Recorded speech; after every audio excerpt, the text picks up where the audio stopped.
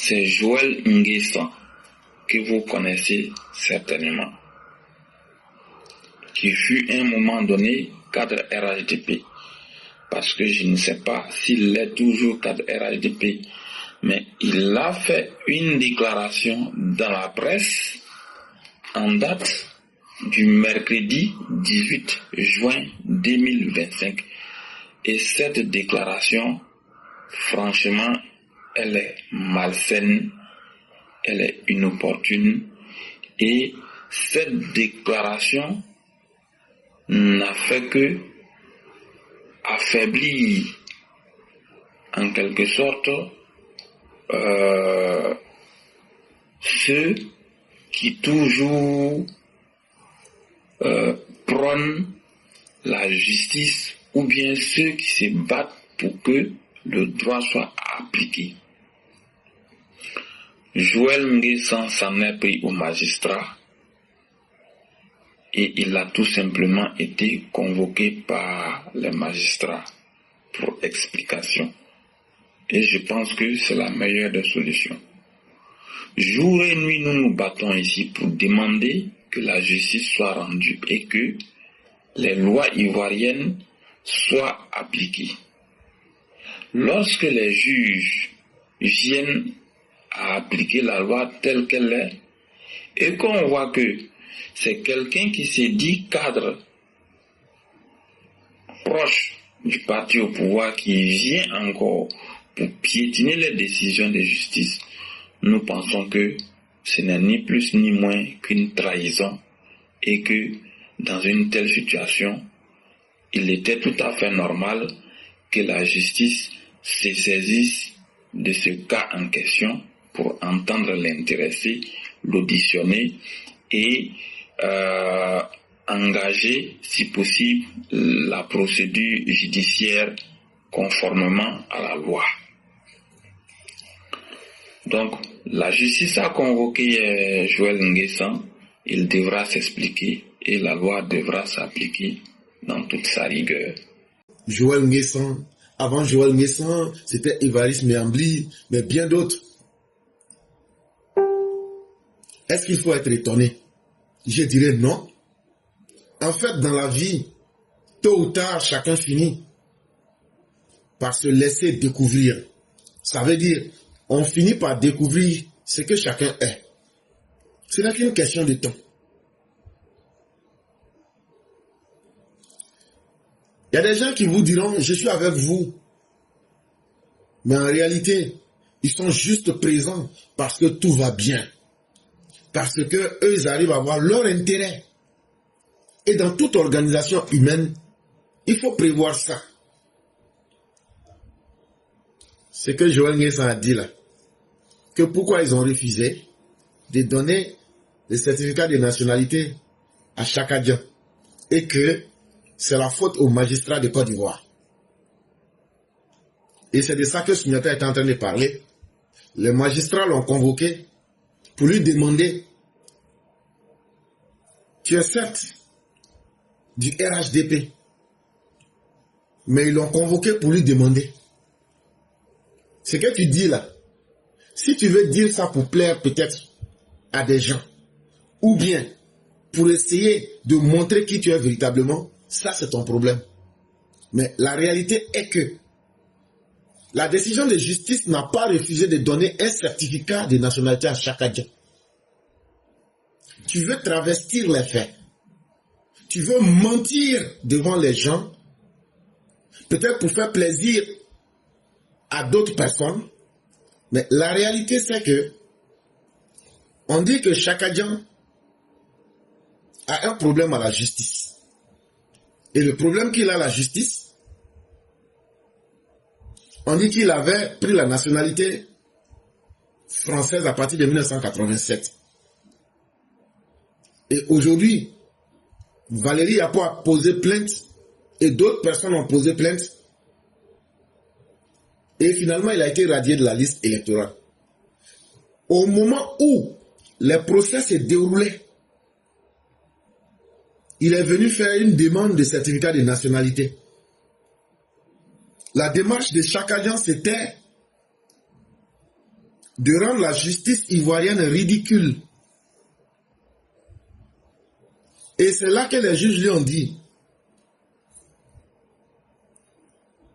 vu la décision de justice, vu la procédure qui est en cours, puisqu'il y a des doutes sur ta nationalité et autres parce que tu as pris d'autres nationalités, attendons d'abord que ce procès-là, on puisse finir avec. Et après, en fonction du résultat du verdict, on va te délivrer ton certificat de nationalité. Ou bien, on ne va pas te donner ton certificat de nationalité.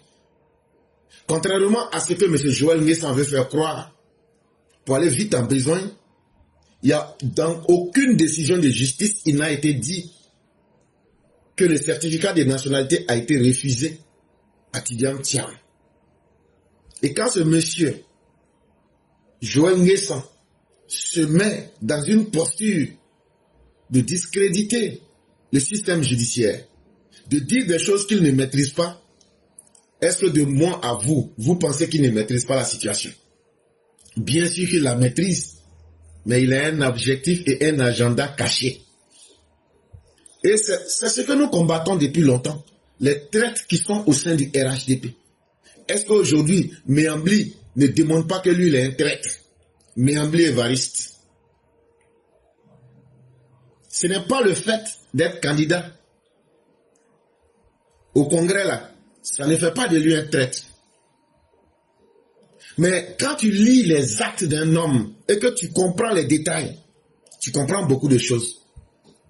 Hier, j'ai dit, pour un simple propos de M. Adjumani, la posture de Évariste Méambli est au-delà de ce qu'il veut faire croire. On sent clairement qu'il est dans une mission, soit pour Babo, soit pour Chakadjan, mais de toute façon pour l'opposition. Il faut discréditer, salir certaines personnalités ou bien le système pour leur donner une autre image. Et c'est exactement dans ce même chemin que Joël Nguessan est. Chacun est libre dans la vie. On peut décider d'être un traître. C'est notre choix et on l'assume. Mais à un certain moment, nous interpellons le RHDP. Ayons le courage, surtout certains qui se disent cadres, quand ils ont des postures qui dévient à 180 degrés avec l'idéologie du parti, avec le bon sens, ayons le courage de leur dire de démissionner et d'aller s'assumer pleinement là où ils veulent partir. Joël Nguessan, que nous connaissons là, si on doit rentrer lui-même dans sa vie et puis dire ce qu'on doit dire là, il n'est pas quand même quelqu'un qui a apporté quand même quelque chose de positif aux Ivoiriens. Joël Nguessan là. Et il y a certains scandales comme celui du FDFP, lui il avait été cité dedans. Donc, des gens qui n'ont pas un passé reluisant, des gens qui ne sont pas habilités, des gens qui n'ont pas la capacité d'être des donneurs de leçons, quand eux aujourd'hui veulent s'ériger en donneurs de leçons, ça nous fait rire, mais en même temps, ça nous interpelle. Parce que quelqu'un qui ne peut pas jouer un rôle, parce que lui-même, son exemple de vie ne lui permet pas de donner des leçons aux gens, quand c'est lui qui s'attaque à une partie essentielle du système, parce que la justice, on dit dans le pouvoir, là, il y a 3 leviers. Il y a le président, il y a l'Assemblée nationale et puis il y a la justice. S'il s'attaque à un levier du pouvoir, bizarrement, soi-disant, il est cadre du parti, et ce qu'il dit porte un discrédit très lourd sur la justice, il est en train de faire le combat de tous ceux qui veulent aujourd'hui saper, salir la justice ivoirienne. Nous, ça ne nous étonne pas. Nous savions que plus le RDR, RHDP se structure, la candidature d'Alassane Ouattara, tous les traites au sein du RHDP, ça leur fait tellement mal qu'ils ne peuvent plus se taire. Mais ils n'ont pas le courage de s'attaquer au docteur président. Tantôt, on va s'attaquer à des personnes dignes comme le ministre Adjoumani, parce que très influent et très efficace et dans ses propos et dans ses actes. En attaquant ces lieutenants du président, on fragilise et on salit le président. En attaquant un élément du système, on aide Boga Sako à discréditer notre justice. Voilà toute la réalité qui est là.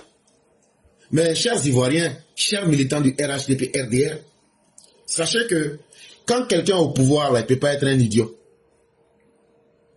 Quand quelqu'un est au pouvoir, là, il n'est pas bête. Quand tu vois quelqu'un est au pouvoir, c'est qu'il est conscient de lui-même, parce que gérer les hommes, ce n'est pas une mince affaire. Mais être au pouvoir et atteindre les capacités que le président, avec son système, a aujourd'hui, là, même au sein du RDR, RHDP, là, on connaît tous les traîtres. Ah oui, les traîtres n'ont pas besoin de parler, ils n'ont pas besoin de menacer, ils n'ont même pas besoin d'agir. Chacun est connu, parce que ton comportement, là, c'est ton meilleur ambassadeur. Tu peux le cacher. Souvent même, là, la première chose qui trahit un être humain, c'est ton comportement. Parce que tellement tu vas t'habituer que ça devient, ton comportement là, ça finit par devenir ton habitude. Et quand quelque chose rentre dans tes habitudes là, toi-même tu t'oublies. Et tu as l'impression que les gens ne te voient pas. Alors que tout le monde te voit. Et donc, ça ne nous étonne pas. Mais tous les traîtres finiront par se déclarer eux-mêmes. Et l'histoire va les reconnaître comme des gens qui se sont eux-mêmes remis à leur place. Et c'est ce que je dis toujours ici. Comme c'est dans le Tao Te Ching, chaque chose finit par revenir à la place qu'il faut. Ça, c'est l'ordre naturel des choses. Donc, chers parents, laissez ces gens-là parler. Les magistrats l'ont interpellé pour lui dire, c'est facile de parler, mais sache que parler là, quand tu parles et que tu n'apportes pas les preuves qui vont avec, ce n'est pas un acte honorable. Et nous attendons de voir la suite. Bonjour mon déclarant probabilité, bonjour à toute la classe, au Mao et au Chao, à mes mères, à ma belle-mère. Massata, c'est ma belle-mère. Choco Tchaka, c'est ma belle-mère. Papa, donc, tu es toujours mon beau-père. Binette, si tu veux même la fois, aller prendre masse même des gens, les masses, les plus beaux masses de chez les Paolo, là, faut prendre, moi je m'en fous. Mais c'est que si chacun a sa beauté. Moi, je te dis ça. Ça, t'as chaud, hein? Il a mal fait de dire. Mais moi, j'ai dit, ok, donc on va attaquer le Boda. Le Boda écarté de droit de cul. Oui, le Boda Krou. Sacoche à la diamant de l'opposition. Bo Kaka dit Boga Sako, j'avais sauce pimentée, fermentée de société civile, porti-porta, de Bago Sila Abou, de Simone Eivé, de Blé Goudé, de Stéphane Kipré, le voleur d'argent, caché en Europe là-bas là. Oui. Avec son oncle, toi, Joël Guessin, oui, t'as dit que le jour que tu devrais passer là, les gars voulaient te mourou. Mais quand tu as dit, je suis l'homme de Stéphane Kipré, ils t'ont laissé passer. Tu es MFA, non? Tu es MFA. Joël Guessin, tu es MFA. Donc chez vous, MFA là, vous là-bas là, c'est clair que quand on n'est pas d'accord avec quelqu'un là, vous jaffez, oui, moi là, je sais de quoi il parle. Joël Guessin, MFA là, Stéphane Kipré, votre groupe là, quand les gens ne sont pas d'accord avec vous là, vous les jaffez. Vous avez déjà un, hein. Vous avez déjà un. Oui, vous l'avez déjà. Mais tout ça là, je ne dis rien. Ok.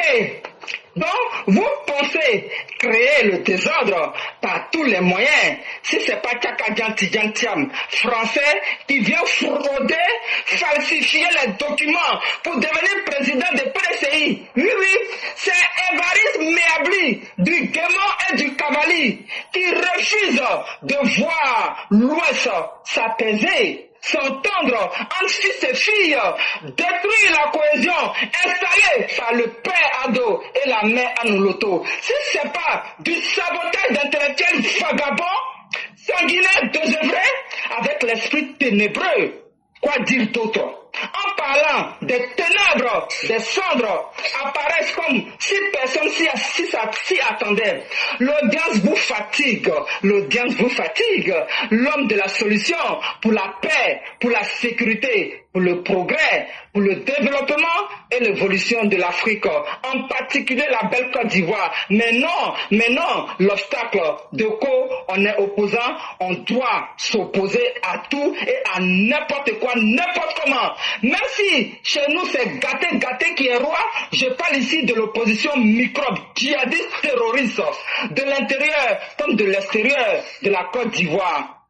Lançons les invectives et fuient comme prouve qu'ils ont volé, triché, falsifié, usurpé, manipulé, troqué, truqué les diplômes dont s'attribuent ces gros titres, quand je suis docteur, quand je suis ingénieur, dans du niam, incapable, tourneur de ma famille, qui fait ça, comment ça va? On me dit quoi d'amis dans vos vies de votre monde imaginaire, essayant à n'importe quel prix faire des incantations sur le destin des Ivoiriens, comme appelé à l'insurrection d'un soulèvement populaire, avec vos alliés AES, qui chez eux, il n'y a même pas d'opposants, ni de démocratie. Vous les prenez comme des exemples. Oh Seigneur, oh mon Dieu, à vouloir venir propagander, intoxiquer, désinformer, manipuler avec une grosse mauvaise foi, de dire au peuple ivoirien que votre vie est en danger, qu'on veut vous tuer dans vos laboratoires d'intox, de fake news. Ivoiriens, je vous en prie, ouvrez vos yeux, grandes oreilles, je vous en supplie. Vous-même vous avez entendu, vous-même vous savez que depuis 2020, mon éclaireur promettait moi sur mon mari.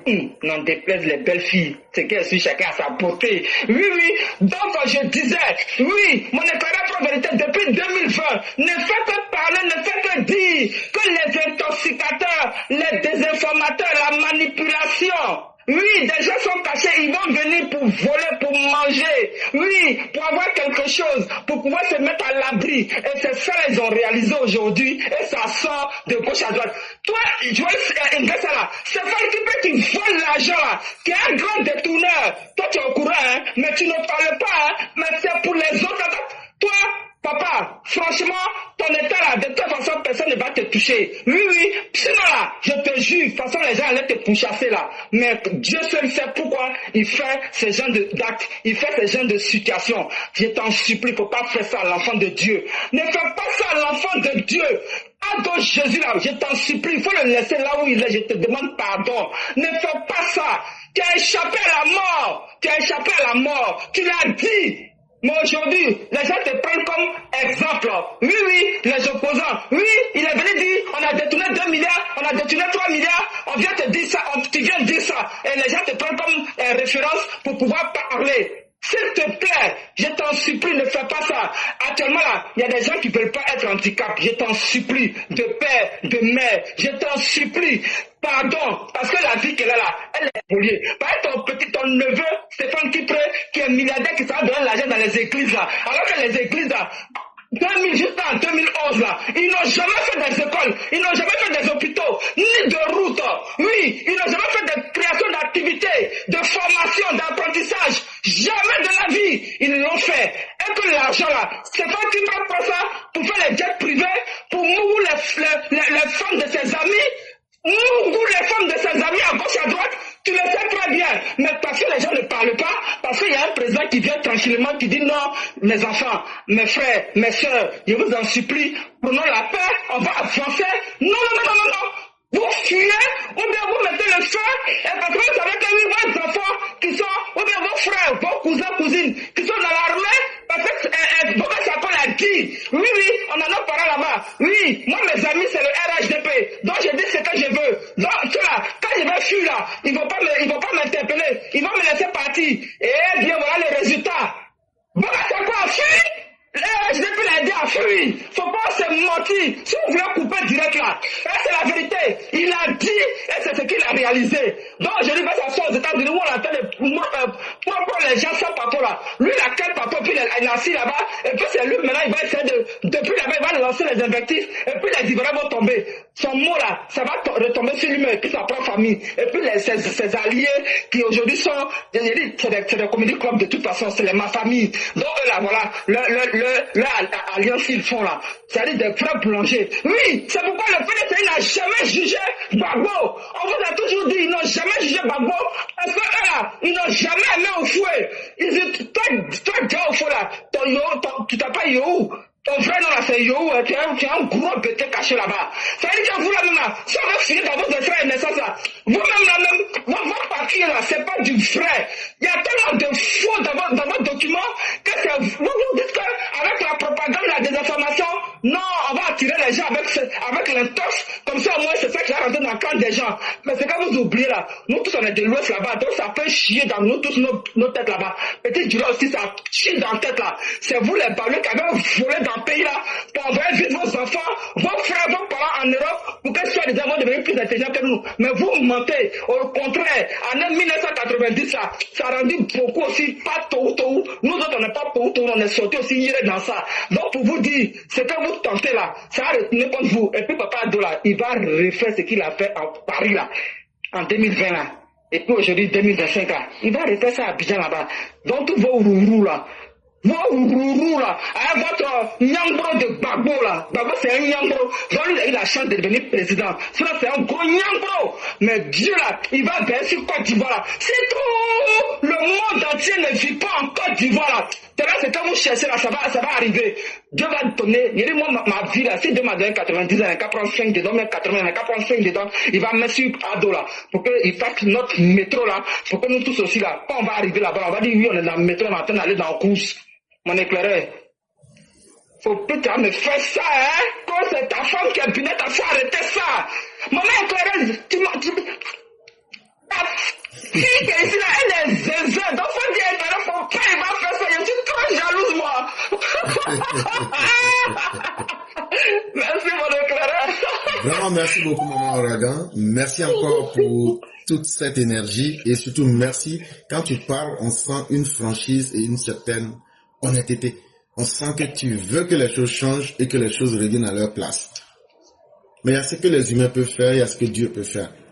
Mais tu sais, Dieu ne juge que l'homme en fonction de ses capacités. Dieu ne juge pas en fonction de ce que nous aurions dû faire, mais simplement de ce que nous devrions faire. Parce que c'est ce qui rentre dans nos capacités. Et restons déterminés. La puissance de Dieu est sans limite. Mais Dieu, on peut tromper tout le monde, on ne peut pas le tromper. Quand je parle de Dieu, il y a des gens qui me disent, tu crois en Dieu, tout ça. Mais de toute façon, tu as une fois que quelqu'un dit, j'ai cru en Dieu, j'ai perdu. Qu'est-ce que je perds? Rien. Mais c'est plutôt même une force pour pouvoir avancer. Et c'est face aux grandes méchancetés qu'il faut continuer à prier, qu'il faut continuer à demander l'aide de Dieu. Parce que c'est quand tu vois que tu es dans le succès là, et si Dieu est avec toi là, c'est là qu'il te révèle tes ennemis. Et Dieu merci tous ceux-là, que ce soit Boda Sako, que ce soit Évariste Miambli, que ce soit aujourd'hui Adama, Nato, Azibo, Pleke Pleke, Azibo, je n'ai pas dit nom de quelqu'un, c'est tout ça là. C'est pourquoi on dit Dieu ne fait rien pour rien là. Si tu vois quelqu'un, il est aveugle là, toi qui vas lui donner le bâton là, pour qu'il retrouve sa voie là.